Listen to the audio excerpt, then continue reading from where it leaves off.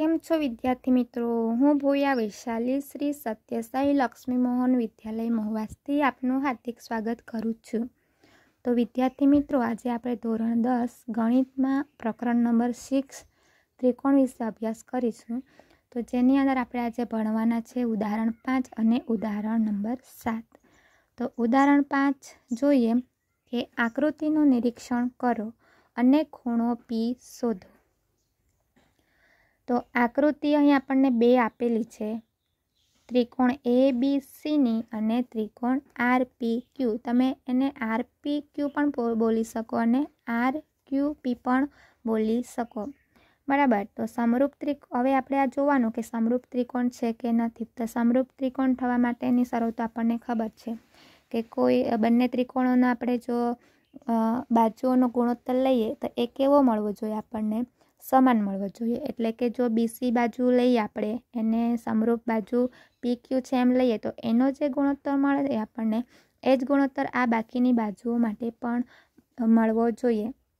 जो गुणोत्तर एनो सरखो मळशे तो ए समरूप त्रिकोण छे एम आपणे एने कही सकीए। हवे आपणे पहेली नजरे जोईए के आकृति उपरथी के AB ने समरूप बाजू RP छे, तो एवुं नहीं चाले, एने आपणे साबिती द्वारा चेक करवू पड़े। तो चलो चेक करिए। तो आकृति में तमे जोई सको कि आ पॉइंटवाળી संख्या है, आ पण पॉइंटवाળી संख्या है, आ वर्गमूळवाળી संख्या है, तो आ पण वर्गमूळवाળી संख्या है अने पूर्ण संख्या है आ बंने। तो आपणे एवुं करीए कि BC ने समरूप बाजू PQ है एम धारी लईए। तो BC ने समरूप बाजू PQ धारीए तो BC ना छेदमां शुं लखाशे? PQ बराबर BC ना छेदमां PQ। हवे BC बराबर आपणे किंमत आपेली छे 6 अने PQ बराबर किंमत आपेली छे 12। तो BC बराबर 6 अने PQ बराबर 12 लखेल छे, माटे 6 गुणिया 2 करीए तो 6 ने 6 केन्सल थशे एटले आपणे गुणोत्तर केटलो मळे? 1/2। तो जो आपणे आ बे बाजुओनो गुणोत्तर 1/2 मळतो होय तो बाकीनी बे बाजुओनो गुणोत्तर पण आपणे 1/2 ज मळवो जोईए। अने जो 1/2 मळशे तो आ बंने एकबीजाने समरूप त्रिकोण छे एम कहेवाय। पण जो 1/2 गुणोत्तर न मळे तो ए समरूप त्रिकोण छे एम कहेवातुं नथी। तो चलो बीजी बाजू चेक करीए। हवे बाजू आपणे लईए के BC बराबर PQ लई लीधी, तो AB ने समरूप बाजू RP छे के नथी ए चेक करीए। तो AB ना छेदमां RP लखाशे, AB ना छेदमां RP लखाशे, बराबर। AB बराबर केटला माप आपेला छे? 3.8 अने RP बराबर 6 वर्गमूळमां 3 आपेलुं छे, जेमांथी केन्सल थशे नहीं। एनो मतलब के आपणे जे गुणोत्तर मळवा जोईतो तो 1/2 ए अहीं गुणोत्तर मळतो नथी, माटे ए AB जे छे ए RP ने समरूप बाजू नथी। तो AB ने समरूप बाजू कई हशे? तो के बीजी बाजू कई छे? RQ छे। तो AB ने समरूप बाजू RQ छे के नहीं चेक करिए। तो AB अने RQ माटे तो AB ना छेदमां RQ लखाशे, बराबर। तो AB बराबर केटलुं माप आपेलुं छे? 3.8 अने RQ बराबर केटलुं माप आपेलुं छे? 7.6। तो आपने खबर के 38 गुणिया 2 करिए तो आपने 76 मळे। तो अहीं आपने 3.8 गुणिया 2 करिए तो 7.6 मळे, एटले 3.8 अने 3.8 केन्सल थशे तो आपने गुणोत्तर केटलो मळशे? 1/2। तो आ गुणोत्तर बराबर आ गुणोत्तर मळी जाय एनो मतलब शुं थाय? तो के AB जे छे एने समरूप बाजू कई छे? RQ थशे, पण RP थशे नहीं, कारण के आ बंनेनो गुणोत्तर आपणे 1/2 मळतो नथी। पण आ बाजू अने आ बाजूनो गुणोत्तर आपणे 1/2 मळे छे, माटे AB ने समरूप बाजू कई थशे? RQ। हवे BC ने समरूप बाजू PQ मळी गई, AB ने समरूप बाजू RQ मळे छे, तो AC ने समरूप बाजू आ मळे के नहीं आपणे चेक करीए। तो AC बाजू ने समरूप बाजू RP लेवाना छे, एटले AC ना छेदमां RP लखाशे। AC बराबर केटला आपेला छे? 3 वर्गमूळमां 3, एटले लखी दईए 3 वर्गमूळमां 3 અને આરપી બરાબર કેટલા આપેલા છે? 6√3. તો આરપી બરાબર લખી દઈએ 6√3. વર્ગમૂળમાં 3 અને વર્ગમૂળમાં 3 કેન્સલ.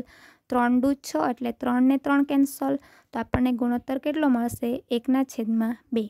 આમ આ બાજુને સમરૂપ બાજુ આ થઈ, આ બાજુને સમરૂપ બાજુ આ થાય છે અને આ બાજુને સમરૂપ બાજુ આ થાય છે. માટે ત્રણેય બાજુઓનો ગુણોત્તર આપણને સરખો મળે છે. માટે આ જે બે ત્રિકોણો છે એકબીજાને સમરૂપ ત્રિકોણ છે એમ કહેવાય. આમ આ ત્રિકોણને સંકેતમાં લખવું હોય તો આપણે કઈ રીતના લખી શકીએ? તો કે ત્રિકોણ ABC, ત્રિકોણ ABC સમરૂપ ત્રિકોણ કેવો થશે? RQP થશે. એટલે ત્રિકોણ ABC સમરૂપ ત્રિકોણ RQP થાય. હવે જો આ જે ત્રિકોણ સમરૂપ ત્રિકોણ હોય તો એને અનુરૂપ ખૂણા પણ કેવા થશે? સમરૂપ થશે.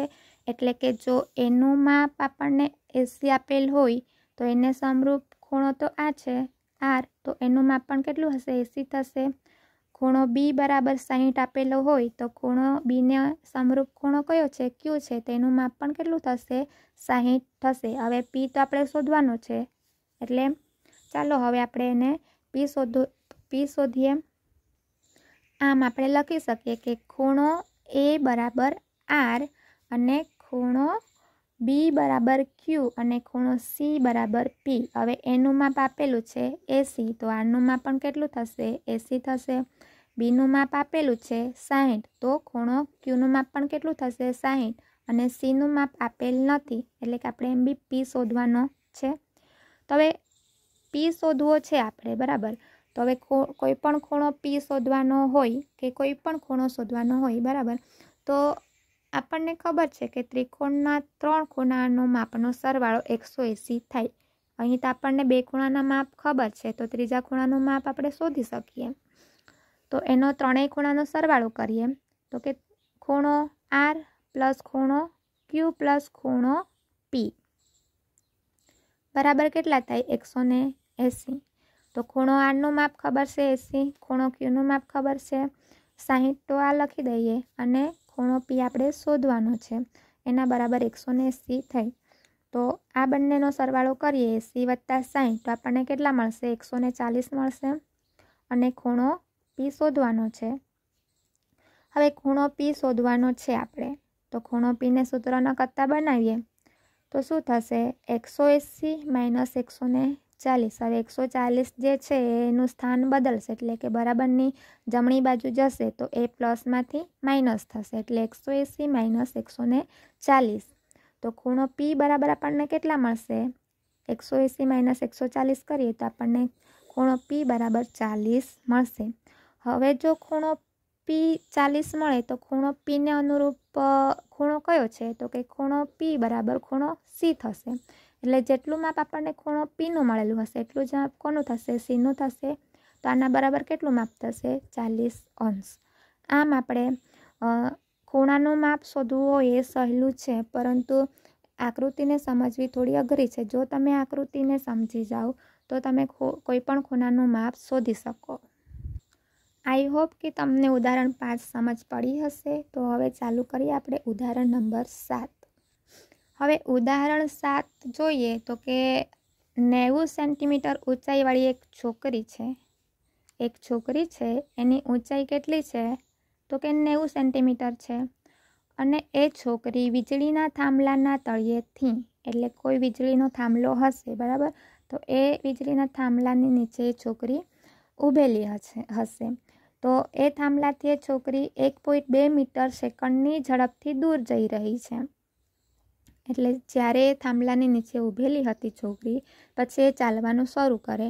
એટલે ચાલવાનું શરૂ કરે તો 1 સેકન્ડની અંદર એ 1.2 મીટર જેટલું અંતર કાપે છે. જો વીજળીનો ગોળો જમીનના સમતલથી 3.6 મીટર ઊંચે હોય, એટલે જે આપણને વીજળીનો થાંભલો આપેલો છે એની ઉપર એક ગોળો લગાવેલો છે, બરાબર, તો એ જે ગોળો છે એ જમીનના સમતલથી કેટલો ઊંચો છે? તો કે 3.6 મીટર જેટલો ઊંચો છે. તો 4 સેકન્ડ પછી તેના પડછાયાની લંબાઈ શોધવાની છે. એટલે જે છોકરી ઊભેલી છે એ છોકરીની પડછાયાની લંબાઈ શોધવાની છે। હવે આપણે આકૃતિને સમજીએ। AB શું છે તો કે એક વીજળીનો થાંભલો છે। એની ઊંચાઈ આપણને કેટલી આપેલી છે? 3.6 આપેલી છે। એટલે લખી દઈએ કે આ જે AB વીજળીનો થાંભલો છે એની ઊંચાઈ 3.6 છે। ત્યારબાદ આ ડી બિંદુ પાસે આ છોકરી ઊભેલી છે। સૌપ્રથમ તો છોકરી ક્યાં હતી? આ થાંભલાના તળિયે ઊભેલી હતી। પછી છોકરીએ ચાલવાનું શરૂ કર્યું, એટલે કે 1 સેકન્ડની અંદર કેટલું અંતર કાપેલું છે? એણે 1.2 મીટર જેટલું અંતર કાપેલું છે। જો એ 4 સેકન્ડ ચાલેલી હશે છોકરી, તો એના પડછાયાની આપણે લંબાઈ શોધવાની છે। એટલે પહેલાં અહીંયા ઊભેલી હતી, પછી એણે ચાલવાનું શરૂ કર્યું આમ, તો આ બિંદુ પાસે પહોંચી ગઈ, એટલે આ બિંદુ પાસે 4 સેકન્ડ થઈ જાય છે। હવે આ થાંભલા ઉપર એક બલ્બ લગાવેલો છે, વીજળીનો ગોળો લગાવેલો છે। એ ગોળાનો પ્રકાશ સીધો ક્યાં પડશે? છોકરી ઉપર પડે, બરાબર। તો છોકરીનો જે પડછાયો છે એ આ તરફ જશે, એટલે કે ડી એનો શું થઈ જશે? પડછાયો। હવે આના ઉપરથી આપણે ધારી લઈએ કે AB શું છે, તો લખી દઈએ કે ધારો કે AB એ વીજ થાંભલો છે। CD શું છે તો કે CD જે છે એ છોકરીનું વીજ થાંભલાથી 4 સેકન્ડ ચાલ્યા પછીનું સ્થાન દર્શાવે છે। છોકરી પહેલાં અહીંયા ઊભેલી હતી, પછી એણે ચાલવાનું શરૂ કર્યું અને 4 સેકન્ડ પછી અહીંયા પહોંચે છે। તો આ જે આટલું અંતર છે છોકરીનું 4 સેકન્ડ સુધી ચાલ્યા પછીનું સ્થાન દર્શાવે છે। હવે આકૃતિ પરથી જોઈ શકાય કે DE જે છે એ છોકરીનો પડછાયો છે, કેમ કે અહીંયા જે ગોળો લગાવેલો છે એ ગોળો જે છે એનો પ્રકાશ છોકરી ઉપર પડશે અને છોકરીનો જે પડછાયો હશે એ આ બિંદુથી આ તરફ જશે, બરાબર। તો આ DE શું થઈ જશે? છોકરીનો પડછાયો, જે આપણે શોધવાનો છે। હવે આપણે છોકરીએ આ સ્થાનથી આ સ્થાન સુધી કેટલું અંતર કાપેલું હશે ટોટલ, એ આપણે શોધવું પડશે। તો કે 4 સેકન્ડની અંદર એણે કેટલું અંતર કાપેલું છે? તો અહીંયા આપણને રકમમાં આપેલું છે કે જો એ છોકરી 1 સેકન્ડની અંદર 1.2 જેટલું મીટર કાપતી હોય, ધારી લઈએ કે એક સેકન્ડની અંદર આટલું અંતર કાપેલું છે 1.2, તો અહીંથી પાછો ચાલીને 4 સેકન્ડ સુધી કેટલું અંતર કાપેલું હશે? તો આપણે 4 સેકન્ડ આપેલી છે, એટલે કે 1 સેકન્ડની અંદર 1.2, તો 4 સેકન્ડની અંદર કેટલું?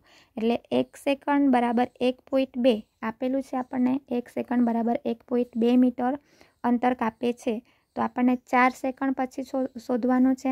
તો 4 સેકન્ડ બરાબર કેટલું અંતર કાપેલું હશે એ આપણે શોધવાનું છે। તો આ બંનેનો ક્રોસ ગુણાકાર થશે, એટલે 1.2 ગુણ્યા 4 ભાગ્યા 1।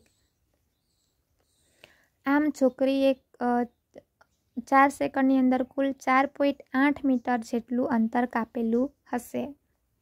આમ BD બરાબર કેટલું અંતર થશે? 4.8 મીટર।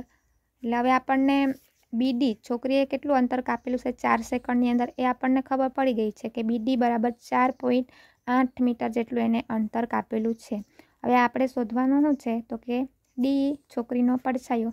તો આપણને ખબર નથી કે છોકરીનો પડછાયો કેટલો લાંબો છે, તો આના માટે આપણે ધારી લઈએ કે x મીટર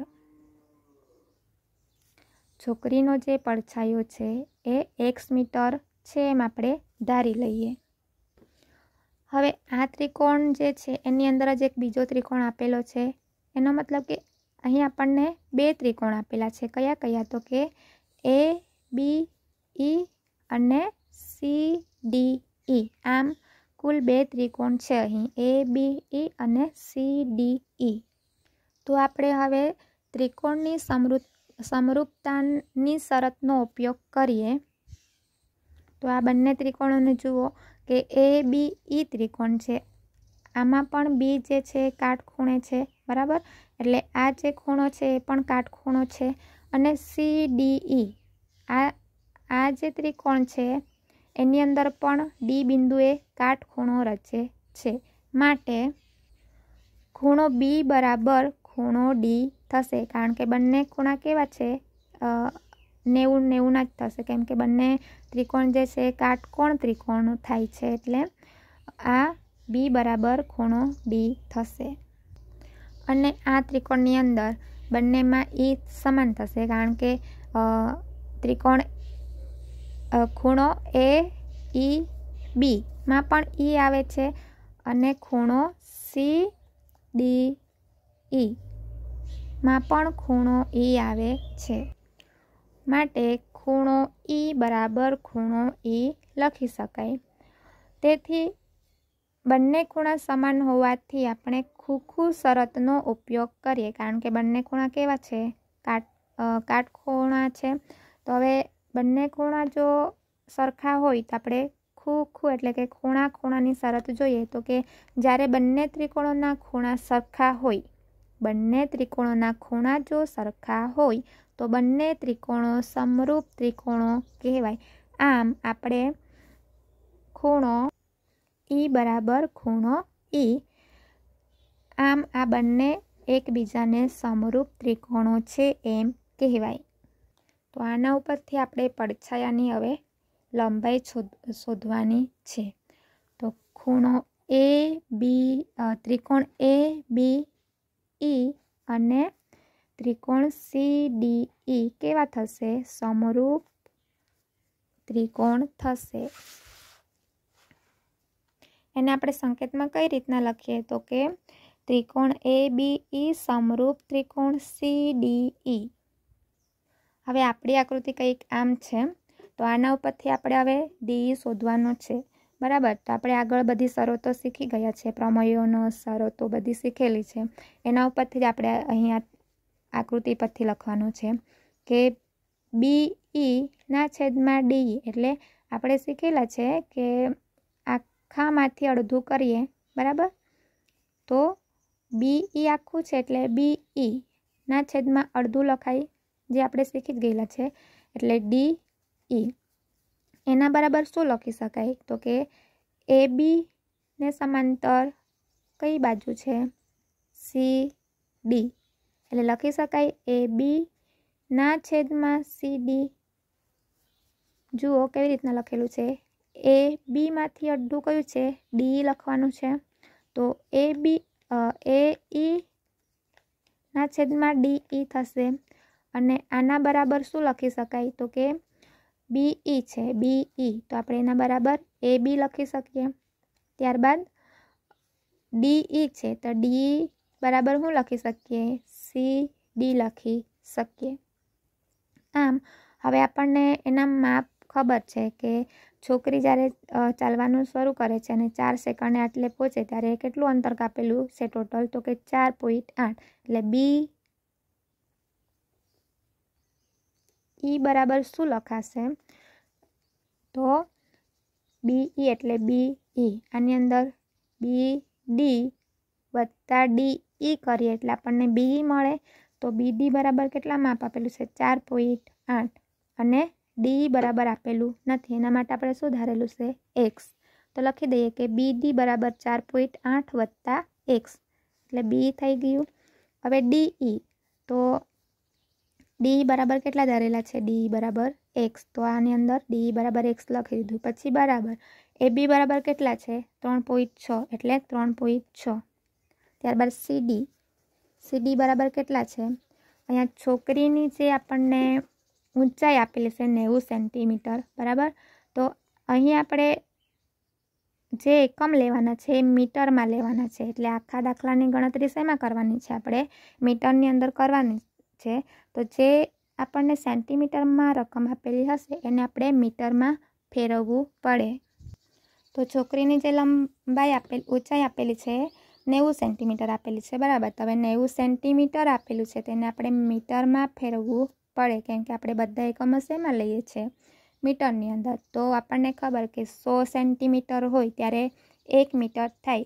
તો અહીંયા કેટલા સેન્ટીમીટર આપેલા છે? 90 સેન્ટીમીટર. તો 90 સેન્ટીમીટર હોય ત્યારે કેટલા મીટર થાય? આનો ક્રોસ ગુણાકાર થશે, તો 90 ગુણ્યા 1 ભાગ્યા 100 થશે, એટલે 90 ગુણ્યા 1 ના છેદમાં 100. તો હવે 90/100 લખાય તો આ 0 ને આ 0 કેન્સલ થશે, તો આપણે 9/10 કરીએ તો આપણને જવાબ શું મળશે? 0.9 મીટર.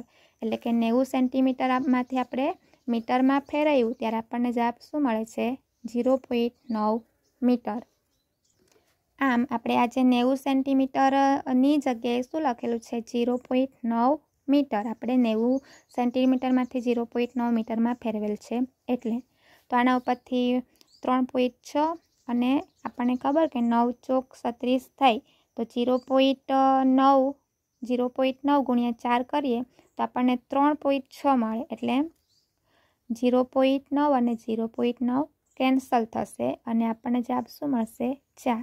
હવે આનો ક્રોસ ગુણાકાર કરીએ તો 4.8 વત્તા x એટલે 4.8 વત્તા x બરાબર આનો ક્રોસ ગુણાકાર એટલે 4x થશે. આ તો 4.8 બરાબર આ x વાળું પદ ને આ x વાળું પદ, તો આ જે 4x છે એની બાજુ આપણે x વાળા પદને ખસેડીએ તો શું થશે? 4.8 બરાબર 4x ઓછા x.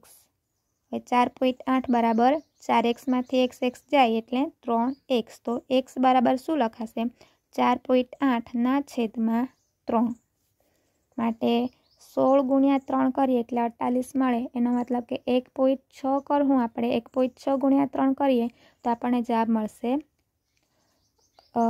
4.8 અને એના ભાગ્યા 3 એટલે 3 ને 3 કેન્સલ તો આપણને જવાબ મળશે 1.6. તેથી 4 સેકન્ડ ચાલ્યા પછી છોકરીનો પડછાયો કેટલો મળ્યો આપણને? 1.6 મીટર લાંબો મળે છે. આઈ હોપ કે તમને આ વિડીયો સમજ પડી હશે. તો આજનું હોમવર્ક છે એનો સ્ક્રીનશોટ તમે લઈ શકો છો. Thank you.